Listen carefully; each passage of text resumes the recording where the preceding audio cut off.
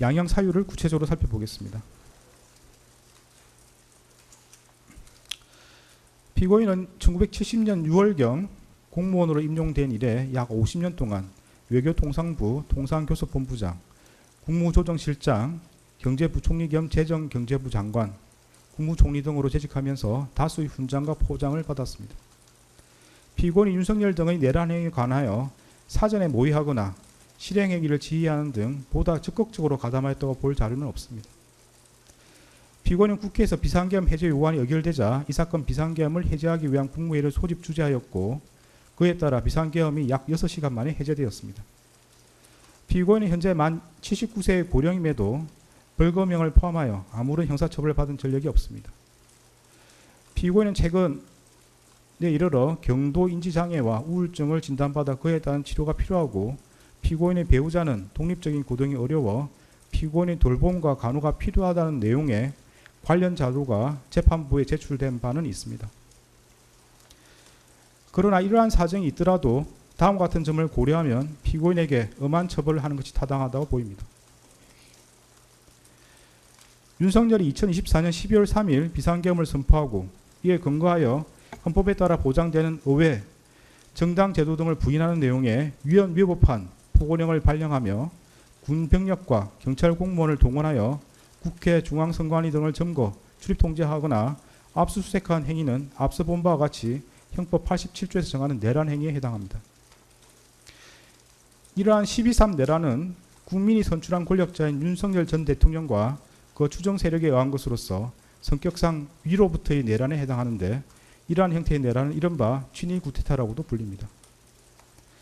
세계사적으로 살펴보면 이러한 친위 구테타는 많은 경우 성공하여 권력자는 독재자가 되었고 국민의 생명과 재산과 같은 기본권은 본질적으로 침해되었으며 국가의 경제와 외교는 심각한 타격을 받았고 독재자의 권력이 약해지는 시기가 되면 내전과 같은 전쟁이나 정치투쟁으로 국가와 사회 전반이 회복하기 어려운 혼란에 빠지는 사례를 많이 볼 수 있습니다. 12.3 내란은 이러한 위로부터의 내란에 해당되는 점에서 그 위험성의 정도가 아래로부터의 내란과 비교할 수 없습니다. 왜냐하면 무엇보다도 국민이 선출한 권력자가 헌법과 법률을 경시하고 이를 위반하는 내란 행위를 함으로써 국민이 가진 민주주의와 법치주의에 대한 신전 자체를 뿌리채 흔들기 때문입니다.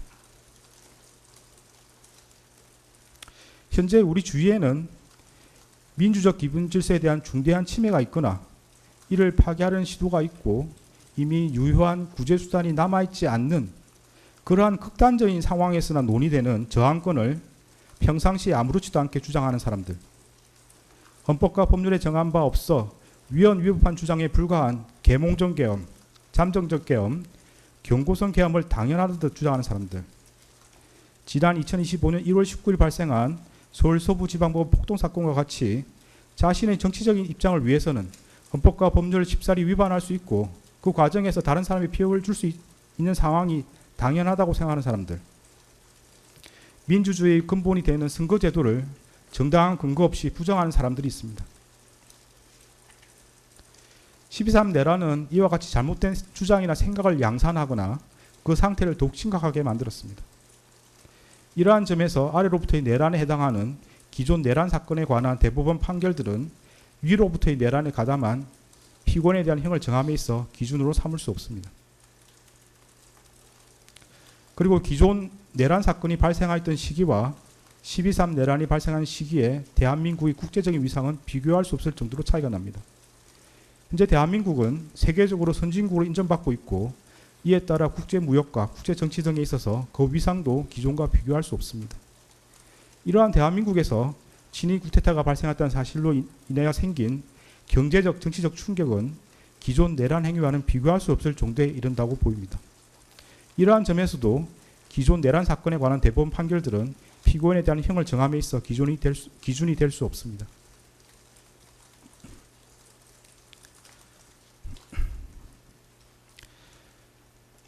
(12.3) 내란 과정에서 사망자가 발생하지 않았고 내란 행위 자체는 몇 시간 만에 종료되긴 하였습니다.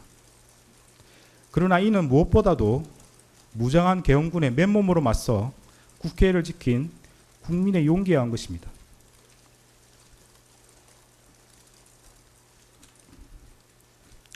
이에 더하여 이러한 국민의 저항을 바탕으로 신속히 국회에 진입하여 비상계엄 해제 요구안을 의결한 일부 정치인들의 노력, 대한민국 역사에 있었던 내란의 암울한 기억을 상기하면서 위법한 지시와 명령에 저항하거나 혹은 어쩔 수 없이 이를 따르더라도 소극적으로 참여한 일부 군인과 경찰 공무원의 행동에 의한 것입니다.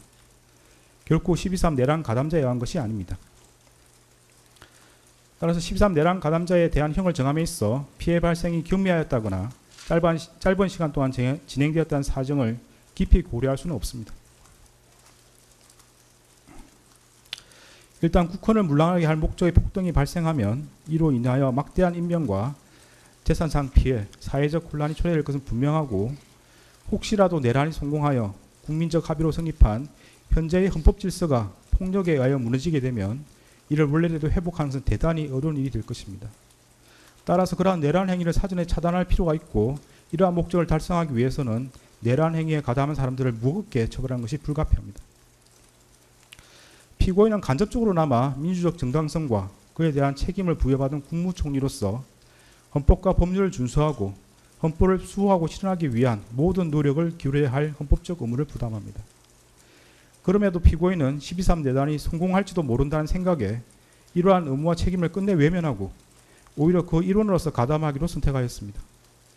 이러한 피고인의 행위로 인해 대한민국은 자칫하면 국민의 기본권과 자유민주적 기본 질서가 유린당하였던 어두운 과거로 회귀하여 독재 정치라는 수렁에서 장기간 헤매 나오지 못하게 될 수 있었고, 국민은 씻을 수 없는 상실감과 상처를 입게 되었습니다. 피고인은 국무총리로서 12.3 내란의 진실을 밝히고 그의 합당한 책임을 지기는커녕 사후 자신의 안위를 위하여 이 사건 비상계엄 관련 문건을 은닉하고 비상계엄 선포가 적법한 절차에 따라 이루어진 것처럼 보이기 위해 허위 공문서를 작성하였다가 폐기하였으며 헌법재판소에서 위정하였습니다.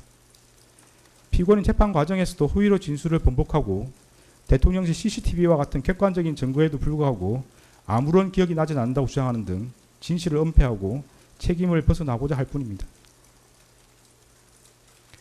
피고인이 진실을 은폐하고 책임에서 벗어나고자 한 행위들로 인해 우리 사회의 정치적 분열과 갈등이 더욱 심화되었고, 앞으로도 이러한 상처와 갈등이 쉽사리 봉합될 수 있을 것으로 보이지는 않습니다.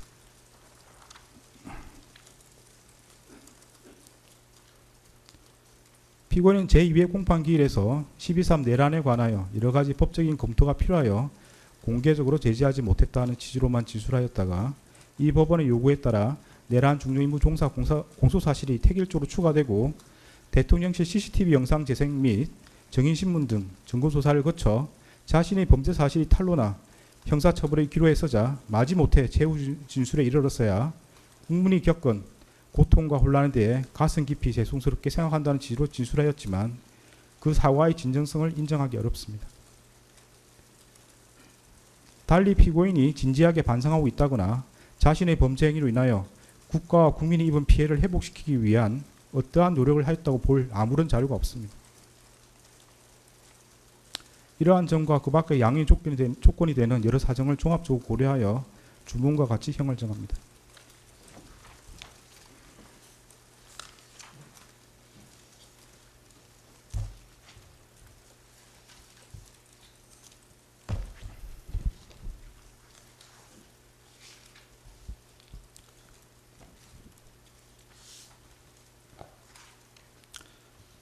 주문.